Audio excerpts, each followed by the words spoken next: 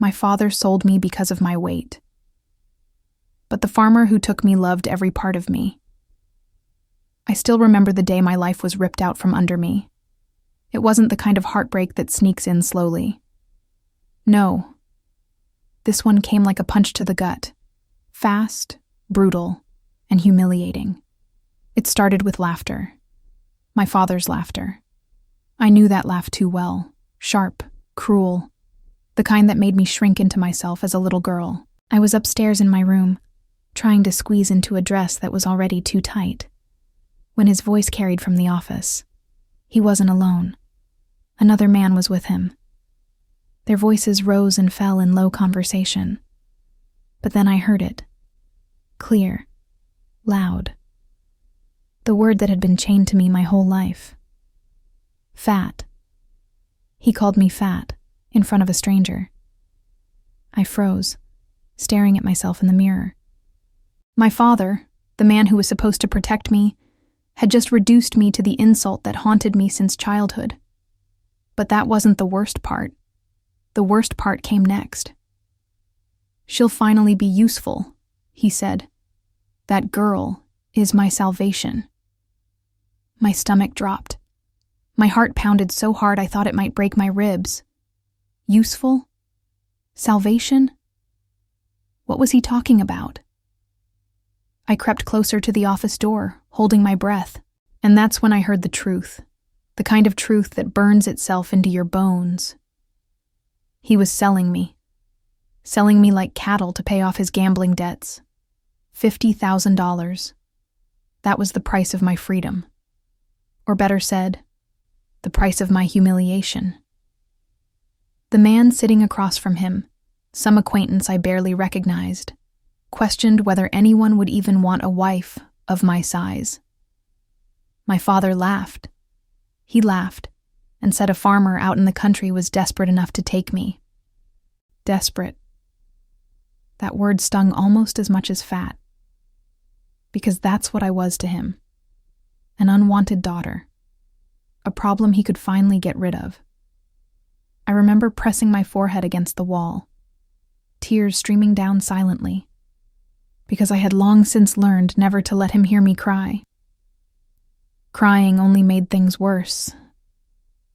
That night, I lay in bed staring at the ceiling, my chest heavy with the truth. At 23 years old, my father wasn't marrying me off. He was selling me off. To a man I had never met.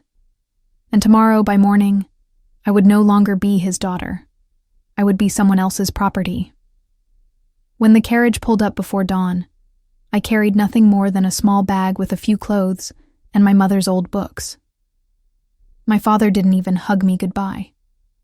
He barely looked at me, just waved his hand at the driver like I was a shipment being delivered. I wanted to scream. I wanted to run. But where would I go? I had no money, no family who loved me, no place in the world. So I climbed into that carriage. The wheels turned, and I looked back at the house I had grown up in. The same house where I was never good enough, never pretty enough, never thin enough. My father stood at the window. When our eyes met for one last time, he pulled the curtain shut. And that was it. My life, as I knew it, was over. I thought I was heading toward a prison, to live with a stranger who had paid a fortune for a wife he didn't know and probably didn't want. I braced myself for cruelty, for disgust, for another man who would remind me every day that I was too big, too different, too unworthy. But when the carriage stopped in front of that farmhouse, and I stepped down onto the dirt path, I saw him, the man who had supposedly bought me. And the first thing I noticed wasn't greed in his eyes. It wasn't pity either. It was something I hadn't seen in a very long time. It was kindness. The farmhouse looked nothing like the home I grew up in. My father's house was big, cold, and dripping with wealth we never really had. This one was different, smaller, built of wood and stone, surrounded by fields that stretched farther than I could see. There was no luxury here, no servants, no polished marble floors. But the strange thing was, it didn't feel empty. It felt alive. And there he was. The man who was supposed to be my husband. He stood on the porch, tall, broad-shouldered, with sunburned skin that told me he worked hard under the sky every day. His clothes were simple but clean. His hands looked rough, but strong. I braced myself for the same reaction I had seen in every man's eyes before. Disappointment, disgust, maybe even mockery when he saw me up close. But he didn't flinch. He didn't sneer. Instead, he stepped forward, extended his hand, and said quietly, "You must be Clara. Welcome." His voice was deep, calm, almost gentle. For a moment, I didn't know how to react. My whole life I had been waiting for the insult, the jab, the eye roll. I stood frozen until he reached for my small bag and carried it inside like it was the most natural thing in the world. The inside of the house surprised me. It wasn't fancy, but it was warm. Wooden furniture polished by years of use, curtains washed and ironed, the smell of fresh bread drifting from the kitchen. It wasn't the wealth of chandeliers and velvet drapes. It was something my childhood home had never had. Warmth. He showed me to a room. Our room, I assumed. But when I stepped inside, I noticed it wasn't what I expected. The bed was wide and neatly made, with lavender-scented sheets.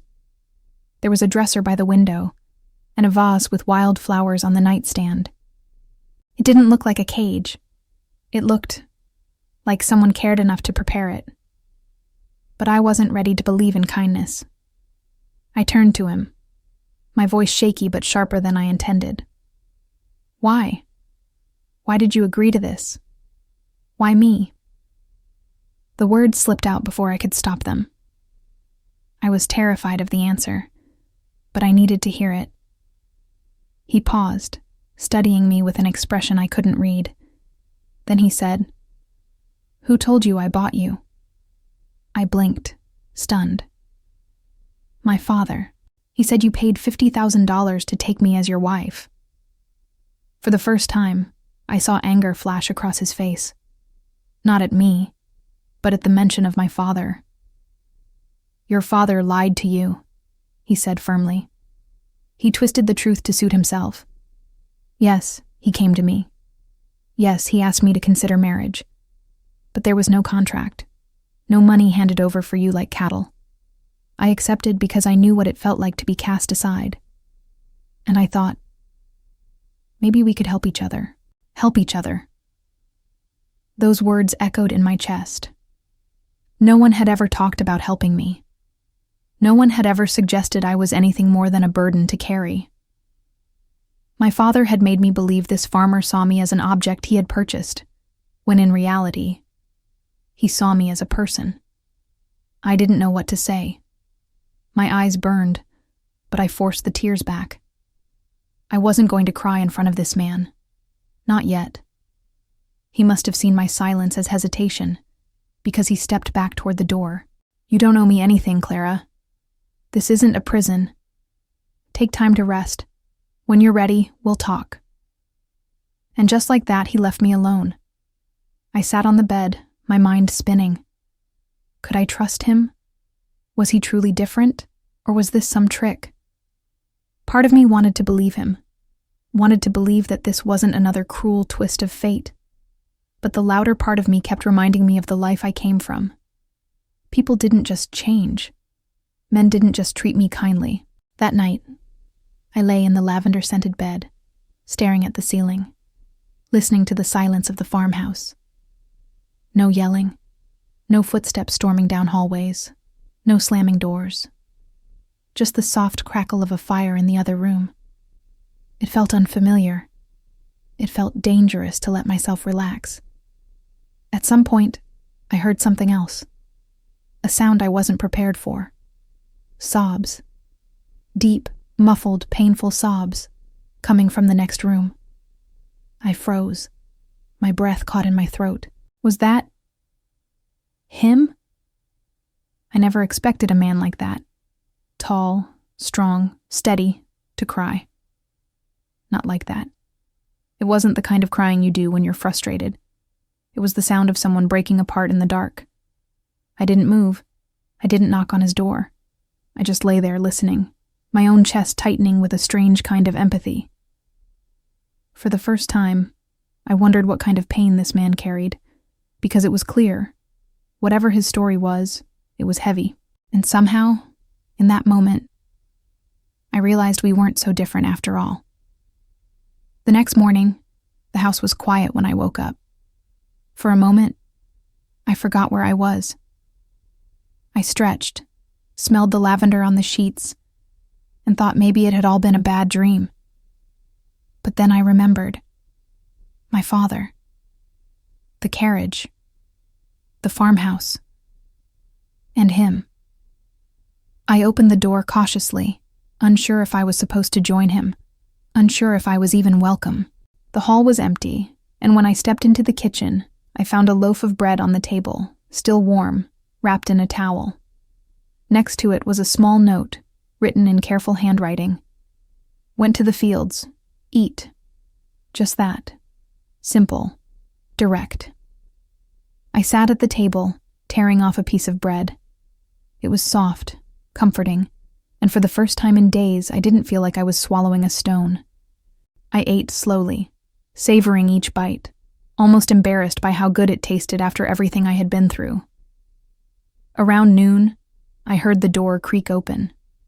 He walked in, dusty from work, sweat on his brow, but with a calmness that filled the room before he even said a word.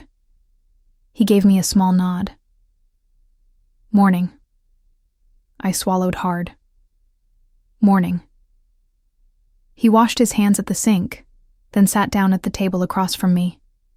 For a long moment, neither of us spoke.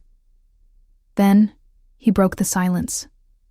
I should tell you something, he said, his voice lower now, almost cautious.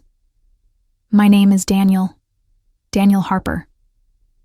I hadn't even realized until then that I didn't know his first name. My father had always referred to him as the farmer, as if that was all he was. But hearing him say his name like that, simple and clear, made him more real.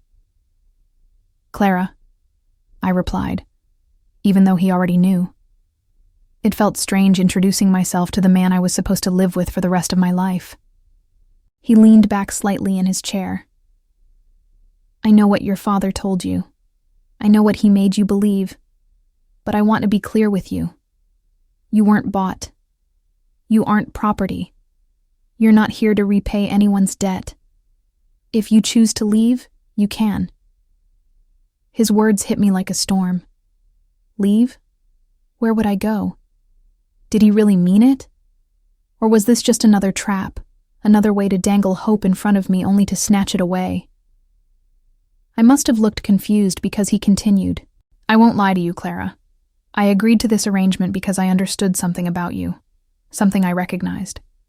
I frowned. What could you possibly recognize about me? He looked down at his hands for a moment before answering. Loss. Rejection.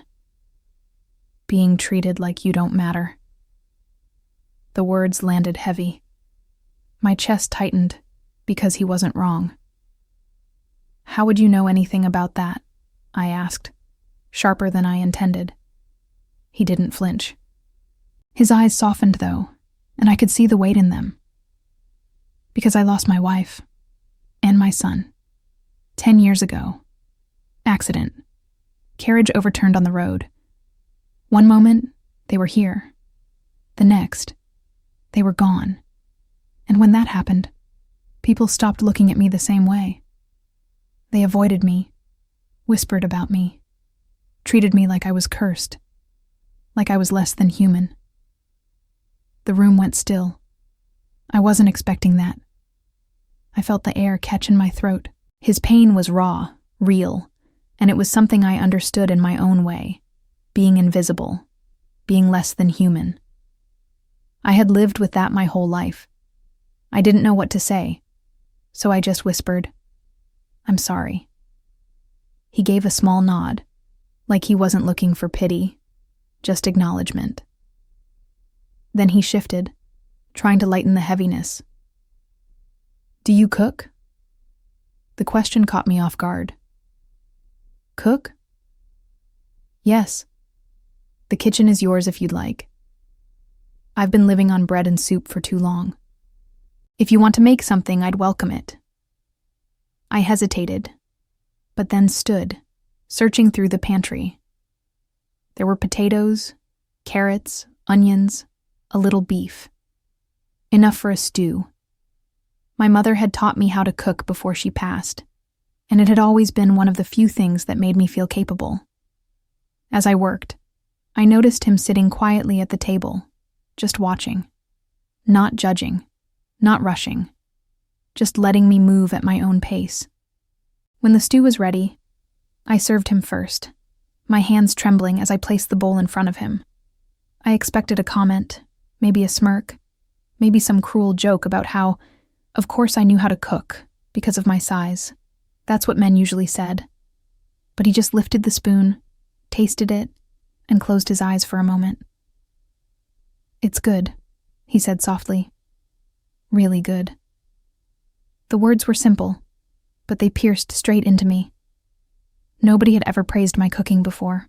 Nobody had ever looked at something I made and called it good without adding a cruel edge to it.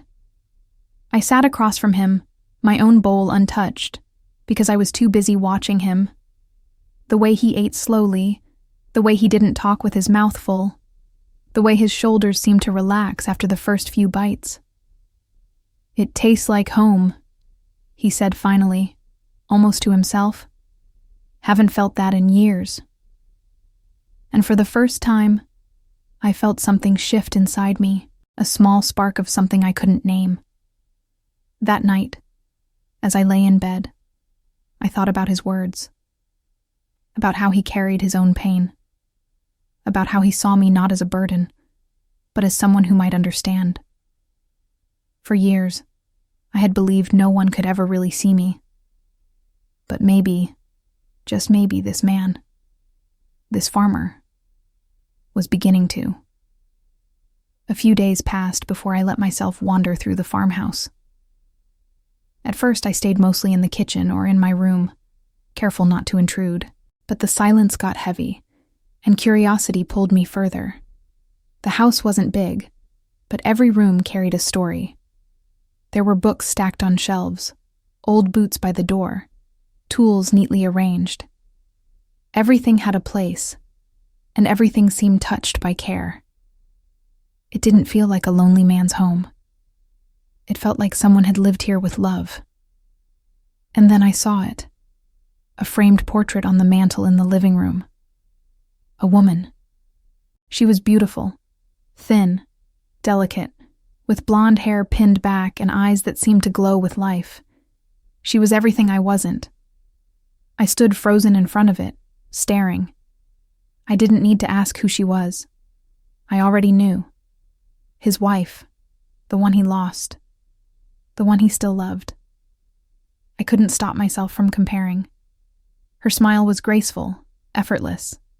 Mine always felt forced, like I was bracing for judgment. Her body was small, soft, perfect. Mine. Well, mine had always been called too much, and there she was, immortalized in a perfect frame, while I stood in front of her like some crude replacement. I didn't hear him walk in until his voice startled me. Her name was Anna. I spun around, heat rising in my face. I hadn't meant to be caught staring.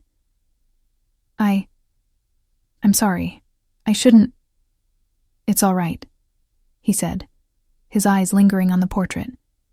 His voice softened. She was my wife. 10 years we had together before the accident. There was a pause, heavy with things unsaid. I wanted to ask questions, but jealousy and shame tightened my throat. Finally, the words slipped out. I see why you agreed to this arrangement. He frowned. What do you mean? Because I'll never replace her, I said, trying to keep my voice steady. I'm so different. You knew I'd never threaten her memory. I was safe, convenient. The moment the word left my mouth, I regretted it. Convenient. It sounded bitter, ugly. But deep down, wasn't that what I was afraid of? That he hadn't really chosen me, but rather accepted me because I wasn't competition for the woman he truly loved? His jaw tightened. Is that what you think? Isn't it true? I pressed, my chest tight. You didn't marry me out of love. My father pushed me on you, and you thought, why not? I'm not her. I'll never be her. So at least I wouldn't ruin the shrine you've built for her. I thought he would yell. Or worse, laugh. But instead, he stepped closer, his voice calm but edged with something raw. Clara, I never asked you to replace her, and I never will. Anna was my past. You're here now. I looked away, blinking back the tears. But you still love her. He didn't deny it. Yes. A part of me always will. She was my wife. She gave me years of my life I'll never forget. He hesitated, then added, but that doesn't mean there isn't room for something else. For someone else. I shook my head. You don't understand. My father spent my whole life reminding me I wasn't good enough.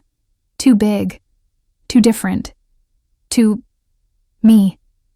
I can't stand in a house where she stares at me from a frame, reminding me of everything I'll never be. Silence stretched between us. Finally, he said quietly, You're not her, and that's exactly why you matter. I didn't know what to say. The words felt kind, but also terrifying.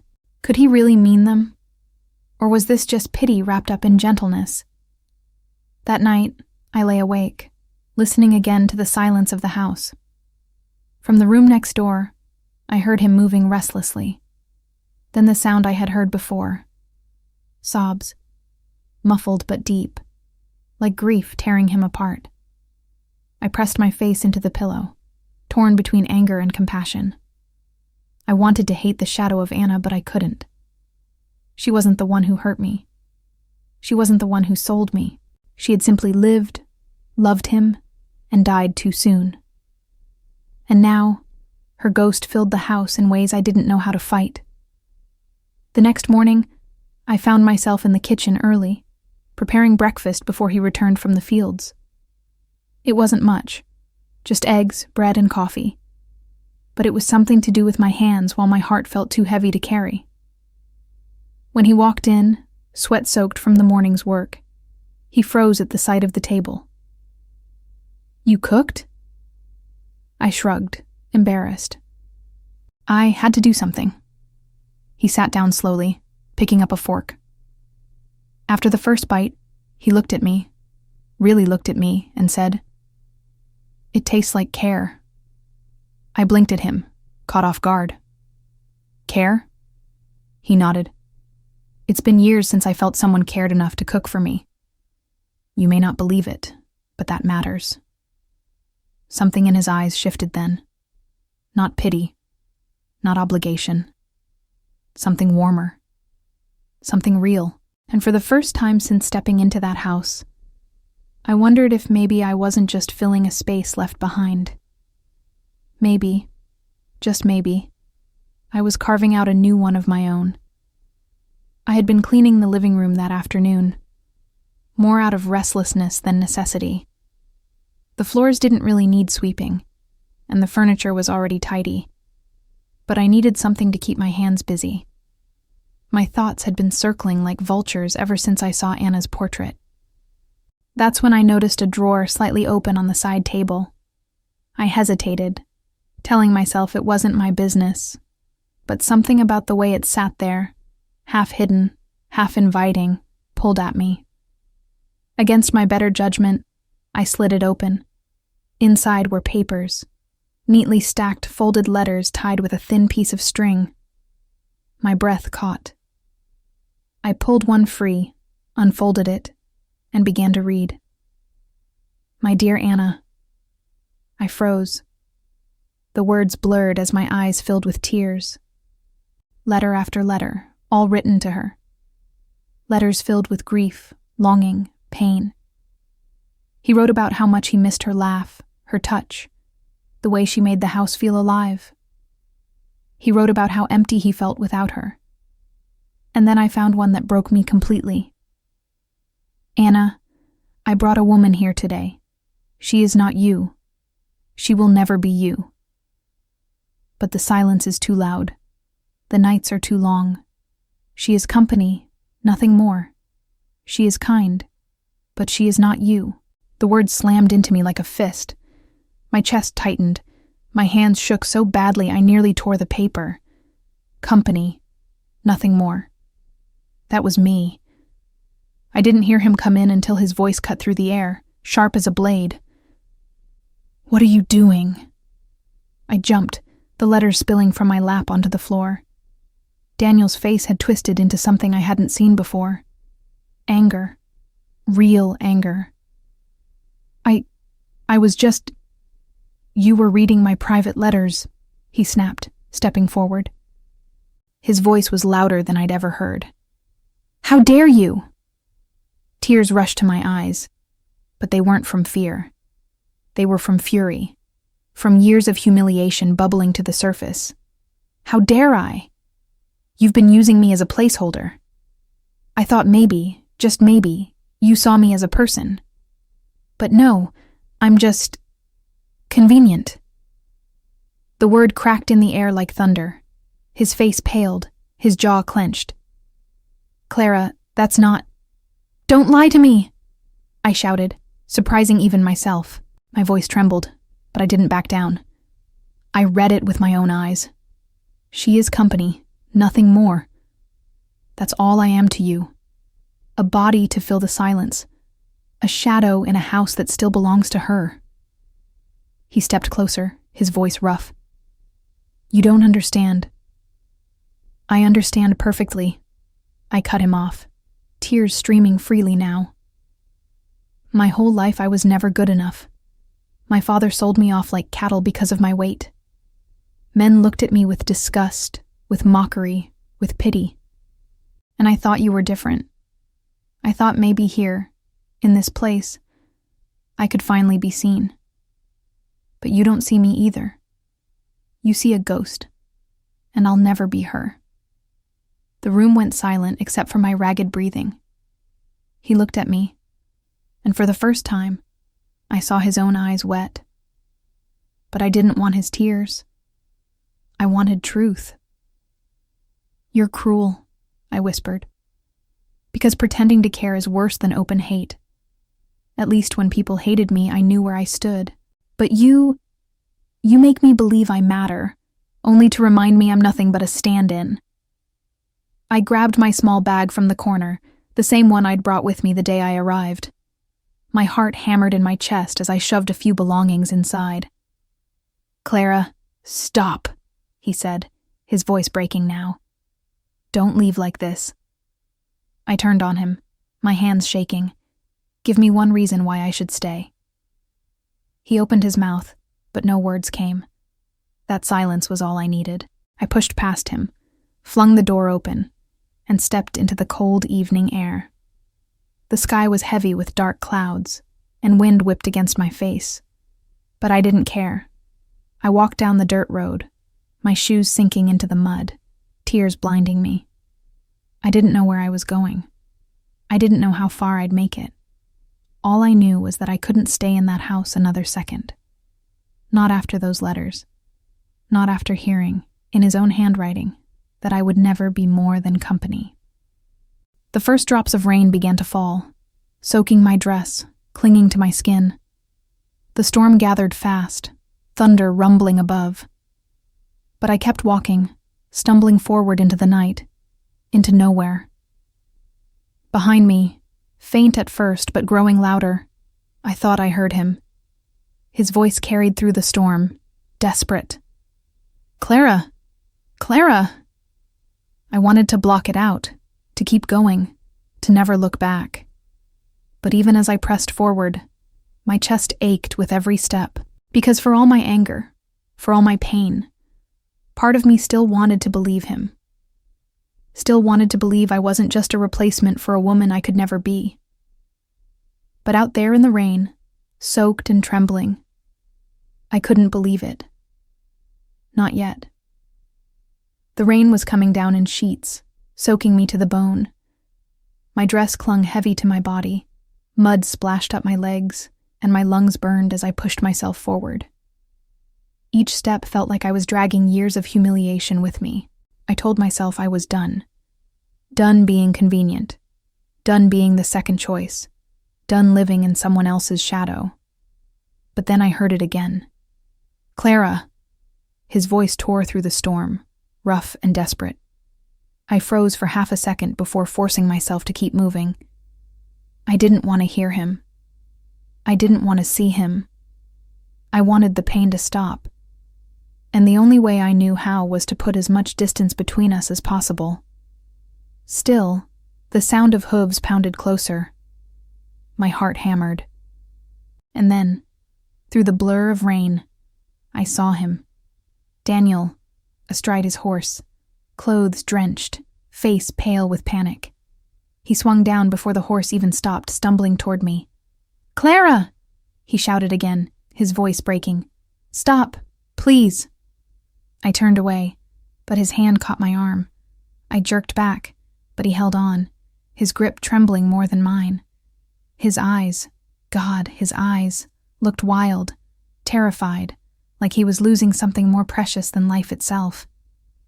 "Let go of me," I demanded, my voice hoarse from crying. "Not until you listen," he said, rain streaming down his face like tears. "Not until I say what I should have said from the beginning." I shoved against his chest, fury boiling over. "Why? So you can tell me again how I'm just company? Convenient? A body to keep you from being alone?" His face twisted, pained. "I didn't mean it like that." "You wrote it!" I screamed, my voice almost lost to the thunder. "You wrote those words. That's what I am to you." He shook his head, his hand still gripping mine like it was the only thing keeping him standing. "Those letters. They were written when I was drowning, Clara. When I thought the only way to survive was to keep talking to the dead. I was wrong. I was so wrong." I wanted to believe him, but anger clung to me tighter than the wet fabric on my skin. "Don't you dare pity me, Daniel. Don't you dare tell me this is anything more than what it is." He stepped closer, his forehead almost touching mine, his voice dropping low, raw. "This isn't pity, it's fear. Fear because when you walked out that door, I realized something I hadn't let myself feel in years. I can't lose you, Clara. Not you." The words slammed into me, harder than any insult my father ever threw at me. They rattled the walls I'd built around my heart. But still, doubt clawed at me. "You don't mean that," I whispered. "You're just scared of being alone again." "No," he said fiercely, gripping my face now with both hands, forcing me to look at him through the storm. "I've been alone for years. I made peace with it. But you," his voice cracked, "you've made me feel alive again. Do you understand that? You make this house feel like a home. You make food taste like care. You make me want to get out of bed in the morning. That's not convenient, Clara. That's everything." Tears blurred my vision, mixing with the rain. My chest heaved with sobs I couldn't hold back anymore. "Then why write those words?" I cried. "Why make me believe I'll never be enough?" He swallowed hard, his thumbs brushing tears from my cheeks. "Because I was a coward. I thought if I pretended you were just company, I wouldn't have to admit how much you were becoming to me. I thought it would be safer not to feel. But then you left, and I realized safer doesn't matter. I'd rather risk everything than lose you." The storm raged around us, but it was nothing compared to the storm inside me. Anger, grief, longing, hope, all colliding, all threatening to rip me apart. And yet, in the middle of it, His words sank deep. I wanted to push him away. I wanted to scream at him, to make him feel every ounce of the pain I carried. But instead, I stood trembling in the rain, staring into eyes that finally looked at me. Not through me, not past me, not at the ghost of someone else, but at me. "Please," he whispered, his voice breaking completely. "Come back home. Not because you have to, not because you're trapped, but because I need you, because I choose you." My breath hitched, and my knees felt weak. For so long, no one had ever chosen me. Not once. And here he was, drenched, broken, begging, not because of duty, but because of something deeper. Slowly I nodded, tears spilling freely now. "All right," I whispered, my voice almost lost in the rain. "I'll come back." Relief flooded his face. He pulled me into his arms, holding me so tightly I could feel his heart pounding against mine. For the first time, I didn't feel like property. I didn't feel like a burden. I felt like someone worth fighting for. We stood there in the storm, clinging to each other as if the world might wash away if we let go. And in that moment, for the first time in my life, I started to believe maybe, just maybe, I wasn't destined to be unwanted forever. The storm passed overnight, but its weight lingered inside the house. The walls smelled faintly of wet wood, our boots dripped by the door, and I still felt shaky from everything that had been said. Daniel hadn't pressed me with more words after that night. Instead, he let his actions speak. He brought in firewood early so I wouldn't wake up cold. He made coffee before heading to the fields, leaving a cup waiting for me on the table. He even mended the loose handle on the dresser in my room without saying a word. Each little gesture chipped away at the wall I'd built between us. It didn't erase the hurt of what I'd read in those letters, but it made me wonder if maybe, just maybe, he really did mean what he shouted in the rain. That he chose me. Still, the doubt lingered. Every time I passed Anna's portrait on the mantel, my chest tightened. Every time the house fell quiet, I half expected to hear him crying again in the next room. But then there were moments that gave me hope. Like when we cooked together for the first time. I chopped vegetables while he browned meat in the pan, and we laughed when he splashed broth on his shirt. Laughed. Me, the girl who had spent years crying quietly in her room, terrified of being too loud, too much. That laugh felt like a tiny rebellion. Or when he showed me the garden out back and asked my opinion about where to plant new seeds. He didn't order me. He didn't dismiss me. He asked.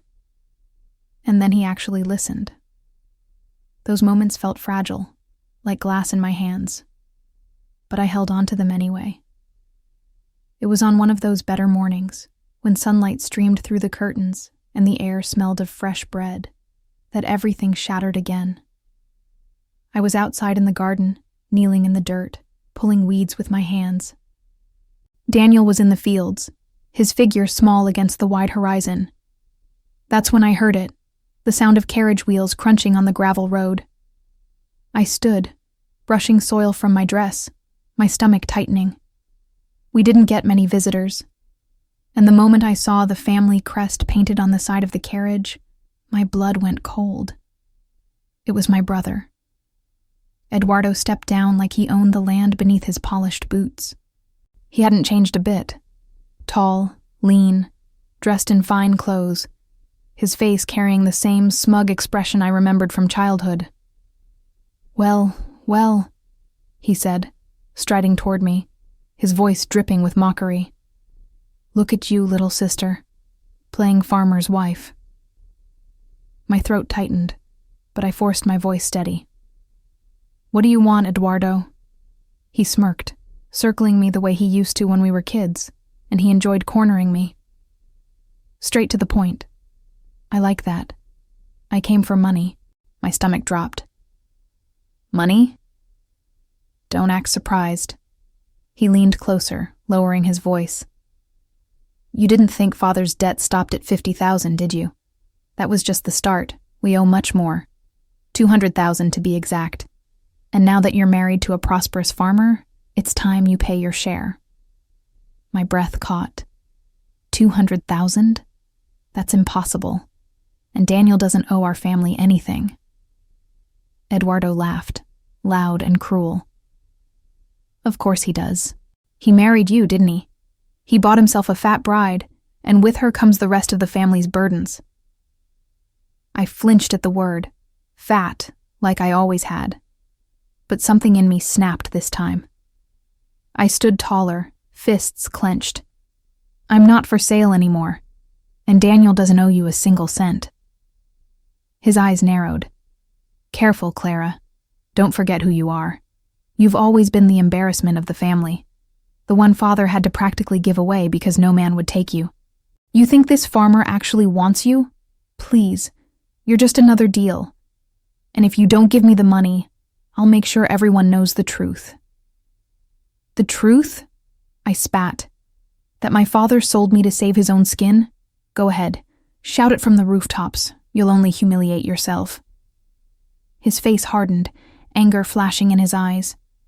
Before he could reply, I heard heavy footsteps approaching. Daniel. He came from the field, wiping sweat from his brow, his expression darkening as soon as he saw Eduardo. Who is this? He asked sharply.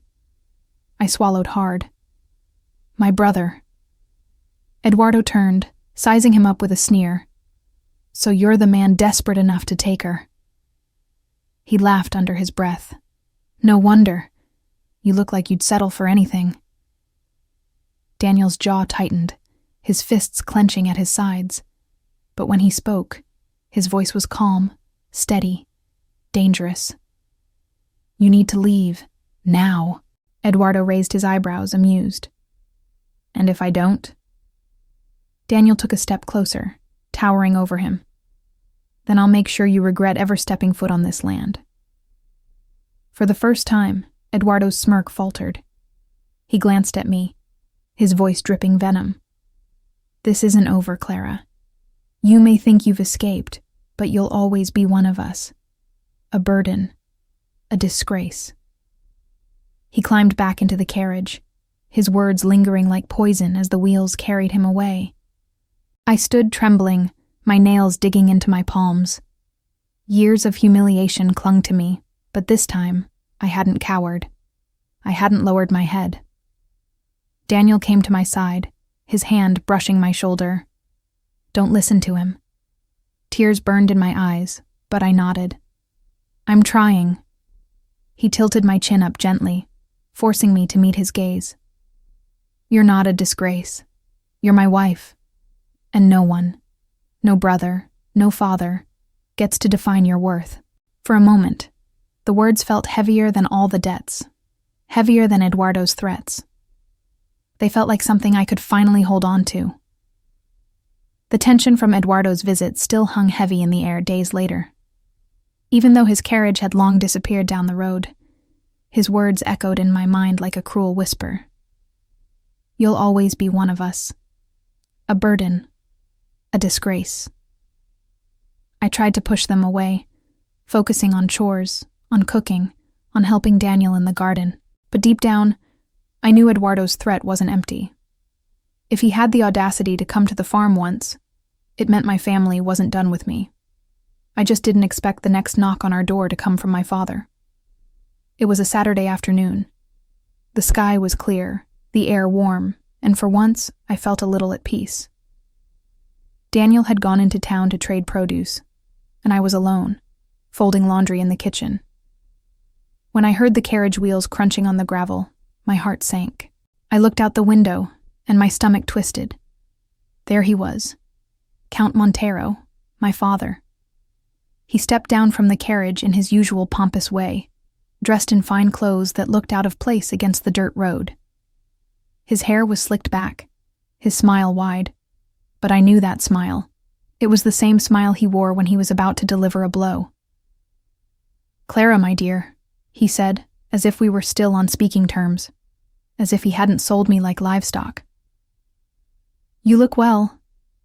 I froze in the doorway, my hands clutching the laundry so tightly my knuckles turned white. "What are you doing here?" He gave a little laugh, spreading his arms as though arriving at his daughter's home was perfectly normal. "I came to speak with your husband. There are adjustments to be made regarding our agreement." My chest tightened. "Agreement?" Yes. When I arranged your marriage, I may have understated a few details." His voice was smooth, practiced, like a man who'd lied his way through life. "The debts are larger than I originally disclosed. 150,000 remain unpaid." The words hit me like a stone. 150,000. He shrugged, unfazed. "It was a small miscalculation, but your husband seems capable, prosperous even. I'm sure he can handle the rest." Anger surged through me, hot and fierce. "You sold me once already. Do you really think you can keep coming back demanding more?" His smile faltered for just a second before returning, sharper this time. "Clara, you should be grateful. I found you a home, a husband who tolerates your shortcomings. Without me, you'd still be rotting away in that bedroom upstairs, unwanted, a burden. This is the least you can do for the family." Something inside me snapped. For years I'd kept my head down, swallowed my tears, obeyed every cruel word that man threw at me. But not anymore. Not here. Not in the home Daniel and I were building together. I dropped the laundry on the floor and stepped closer, my voice trembling but loud. "Stop calling this family. Families don't sell their daughters to pay off debts. Families don't humiliate their children. Don't call them worthless. Don't strip them of dignity just to save their own skin." His smile vanished, replaced by the familiar scowl I knew too well. "Watch your tone, Clara." "No." My voice rose, stronger now. "You don't get to tell me what to do anymore. You don't get to control me. I am not your bargaining chip. I am not your burden. And I am not your property." The silence that followed was deafening. His face turned red, his fists clenched at his sides, but before he could lash out, another voice cut through the air. "Is there a problem here?" I turned to see Daniel standing at the gate, his eyes locked on my father. He'd returned from town earlier than expected, and the sight of him filled me with relief. My father straightened, his false confidence returning. "Ah, Mr. Harper. Just the man I was hoping to see." I was explaining to my daughter that the original terms of our arrangement were incomplete. There remains a balance of 150,000, which I trust you'll honor. Daniel walked closer, his face unreadable. "I don't owe you anything." My father chuckled, shaking his head as if speaking to a naive child. "Come now. Surely you don't think 50,000 was enough to clear our name. You married into this family. Her debts are your debts." Daniel's expression hardened. He stepped between us, his shoulders squared. "Listen carefully. Clara isn't in your debt. She isn't your property. She's my wife. And if you ever step foot on this land again, demanding another cent, you'll regret it." My father's face darkened, his jaw tightening. Big words for a farmer. Daniel didn't flinch. Not just words, a promise. The tension was so thick I could hardly breathe. My father looked between us, and for the first time, I saw something new in his eyes. Not control, not arrogance, but hesitation. I stepped forward, my voice steady. "Leave, now, and don't come back." He turned toward me, his face twisted with disbelief. "Clara." "I said leave," I repeated, louder this time. My whole body shook, but I held my ground. "If you ever show your face here again, I'll tell everyone what you did. How you sold your own daughter to cover your gambling debts. How you tried to sell me twice. The whole world will know the truth." His eyes widened. That was his weakness, his reputation. The thought of losing it rattled him more than any threat Daniel could make. For a long moment, he just stared at me, seething. Then, without another word, he turned and climbed back into his carriage. The wheels creaked, the horses trotted forward, and just like that, he was gone. The silence afterward was thick, but this time, it didn't scare me. It felt like freedom. Daniel turned to me, his eyes softening. "I've never seen you like that before." I swallowed hard, wiping tears from my cheeks. "Neither have I." He reached out, pulling me gently into his arms. "You were incredible." For the first time in my life, I had stood up to him. And for the first time in my life, I didn't feel small. I felt strong. After my father's carriage rolled away, leaving only dust and silence behind, I stood in the yard with Daniel, my chest heaving like I'd just fought a war. In a way, I had. For years, my father's voice had lived in my head, whispering I was worthless, unlovable, a burden. And for the first time, I had shouted back. That night, I couldn't sleep. I lay awake replaying the confrontation, my heart pounding at every remembered word. But instead of shame, I felt something new. Power. The kind of power that comes when you realize you're not afraid anymore. When Daniel came to bed, he didn't say much. He just reached for my hand, lacing his fingers with mine under the blanket. No speeches, no promises. Just warmth. And that was enough. In the weeks that followed, life on the farm settled into a rhythm. The kind of rhythm that wasn't built on fear or control, but on choice. We woke with the sun, worked side by side in the fields, ate meals at the same wooden table. Sometimes we laughed over small things, the way the goats always managed to escape the pen, or how Daniel could never crack eggs without making a mess. Other times we sat in comfortable silence, the kind of silence that didn't feel heavy anymore. It was strange, learning how to live without the constant weight of humiliation pressing me down. For the first time, I was discovering who I was outside of my father's shadow. One morning, as I was tending to the garden, I felt Daniel's eyes on me. When I looked up, he was leaning on the fence, watching quietly. "What?" I asked, brushing dirt from my hands. He shook his head, a faint smile tugging at his lips. "Nothing. Just, you look different lately." "Different how?" "Like you finally believe you belong here." His words lodged in my chest, and I had to turn away to hide the tears welling up. Because he was right.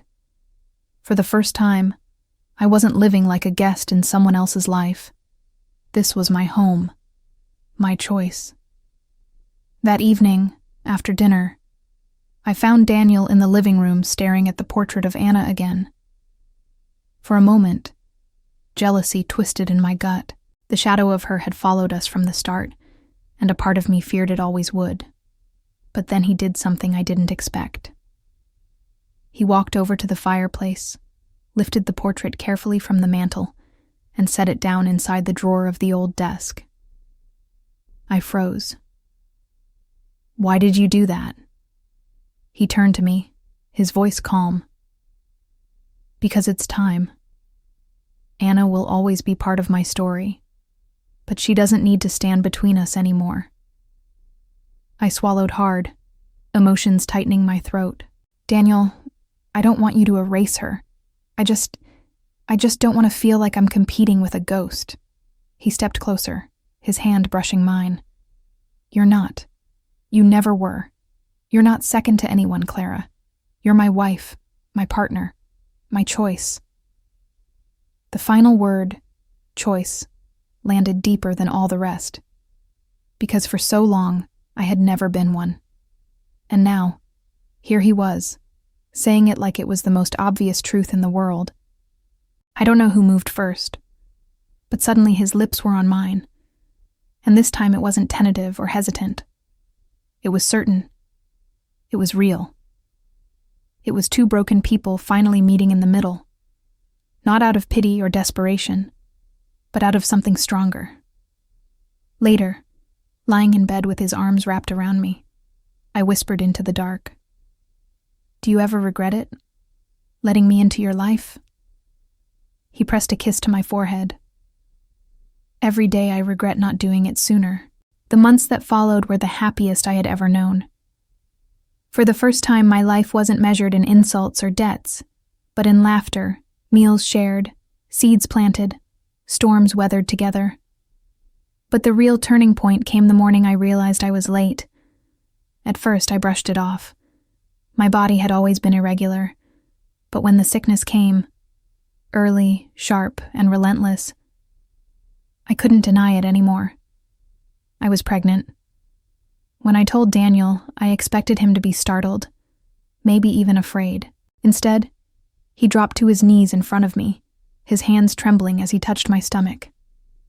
"A family," he whispered, tears spilling down his cheeks. "Clara, we're going to have a family." The word family no longer felt like a curse. It no longer meant betrayal, cruelty, humiliation. It meant something new, something whole. In that moment, I realized just how far I had come. I wasn't the daughter who had been sold. I wasn't the burden whispered about behind closed doors. I wasn't even the woman who had stormed out into the rain, certain she'd never be enough. I was Clara, a wife, soon to be a mother. And for the first time in my life, I was exactly where I was meant to be. When I look back now, it almost feels like another life. The girl who stood in front of her father's office door, overhearing her own sale like she was nothing more than cattle. That girl feels like a ghost I once knew.